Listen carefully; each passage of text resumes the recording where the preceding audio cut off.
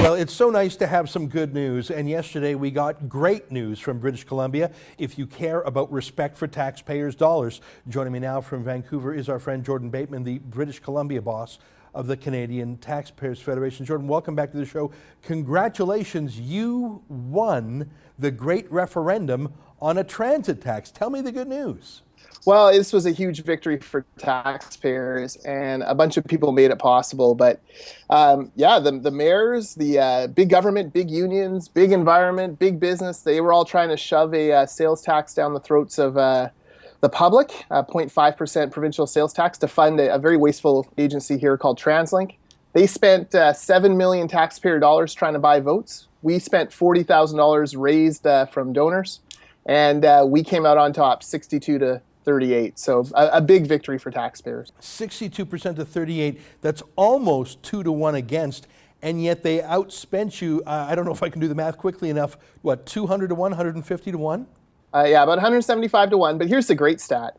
For every yes vote they collected, they spent $23.44. Well, that sounds about how they run their transit system. So yeah, that's normal for them. I mean, now for folks outside of British Columbia, they might not know about Translink. Why don't you give us a little bit of a briefing of just how abominable they are as a government agency? Tell us a little bit about them and give me a few examples of the extreme waste and overspending that really sunk their campaign for more higher taxes.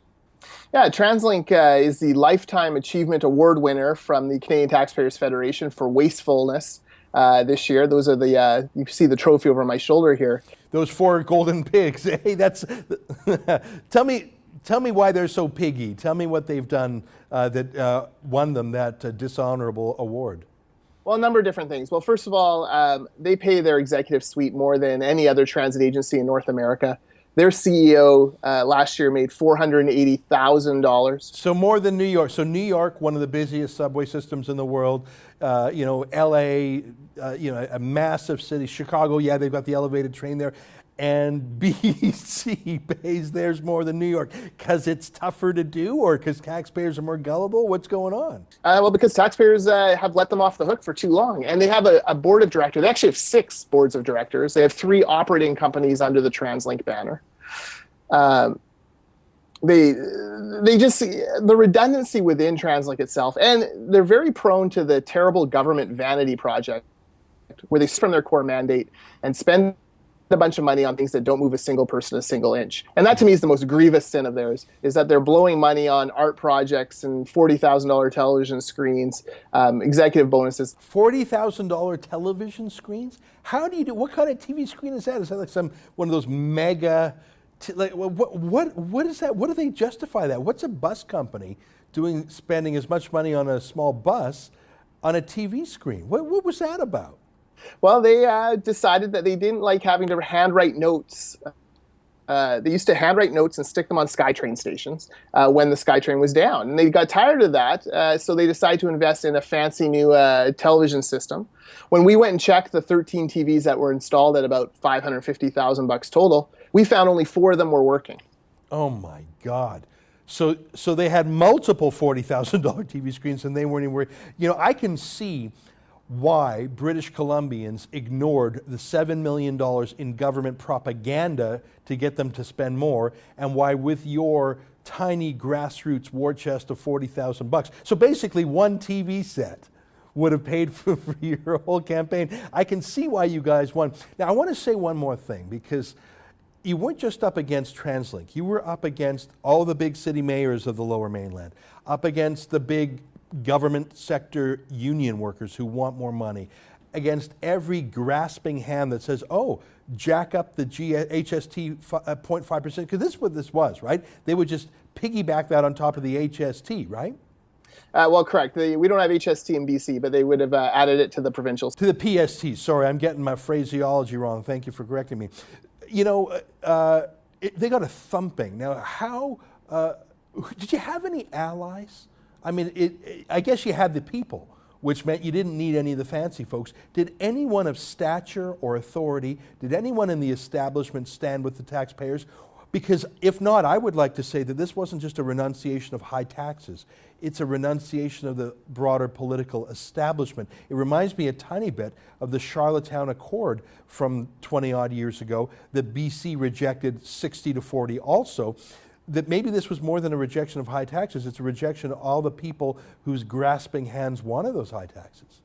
Yeah, we've heard the comparison to Charlottetown a lot. There were 3 of the 22 mayors that were on our side, including a very lefty mayor who sided with us. There was, later on, the Canadian Federation of Independent put out a survey supporting us.